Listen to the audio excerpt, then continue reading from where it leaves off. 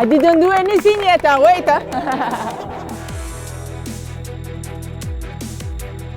The history of the Wildcats goes back to 1996, so it's been going a few years now and has gone from strength to strength. It started by a guy called Gareth Miller, who's still an inspiration to all of us. I think we've had something like over 500-600 members over the years, possibly more. Gareth started it with a vision of creating a football club where people could go and play with no risk of discrimination. You know, back then the world was a tougher place. It's got better, but believe me, there's still work to do. And even now we still have that. This club gives that outlet where people can come and play. So we started off, I think the first time in the Wildcats there was, I think 5 people turned up. Yet regularly now we get 25, 30 every week, and those numbers have gone up and down over the years. And like I say, we've had over hundreds of people come and join and play for us.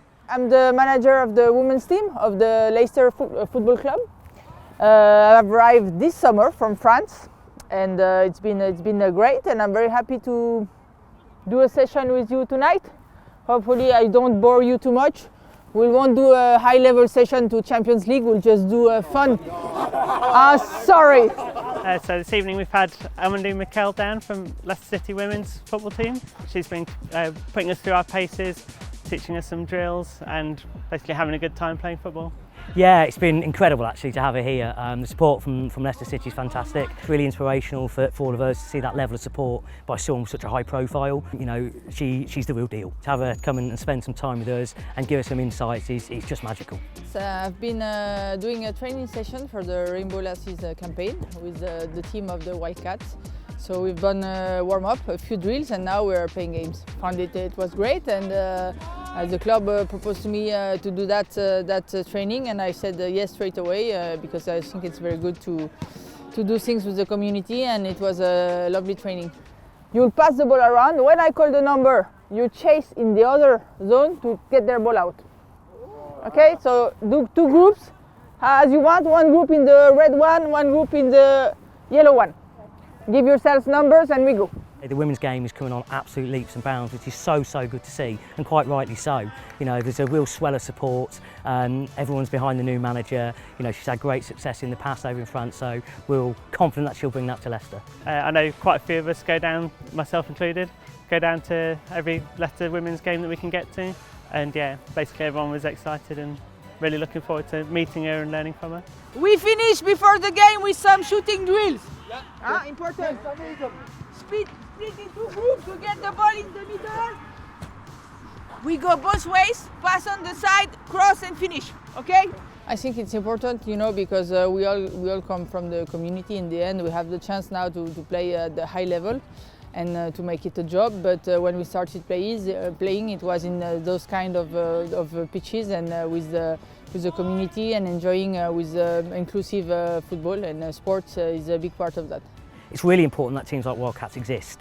Over the years, we've had a lot of people ask us, you know, why do you need a gay football team? Aren't you just ostracising yourselves and making yourselves a target?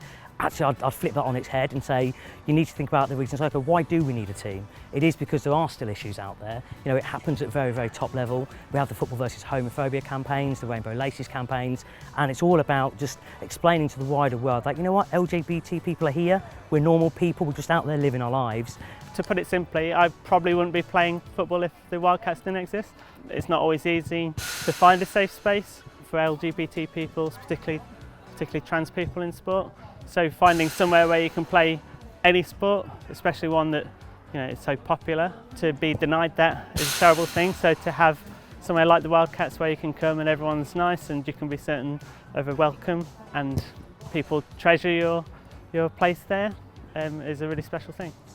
And I think a lot of the people who sort of say, oh, you don't need it, that's probably because they're the nice people who don't have an issue, and that's amazing. Allyship is massively important, but sadly there's still, a good number of people who do bad things and will target people for sexuality, gender, race, anything like that, which is just so completely wrong.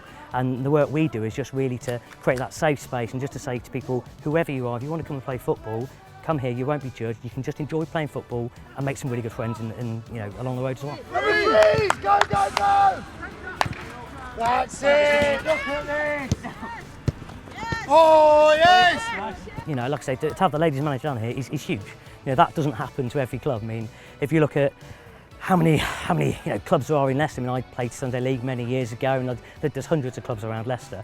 But for Leicester to get out there in the community and do meaningful things like this shows a real level of support, and it just builds the profile of both, I think, Leicester City, and it also builds the profile of the Wildcats, and hopefully makes more people realise, actually, you know what, I quite like to play football. I've always been a bit unsure, but yeah, I'll go and give it a go with those guys. They do some pretty cool stuff. So Leicester City being basically the only team in the county of such high standard, such global reach in terms of the brand recognition and so on. So any message they can put out there gets seen across the city, across the county, across the country and beyond.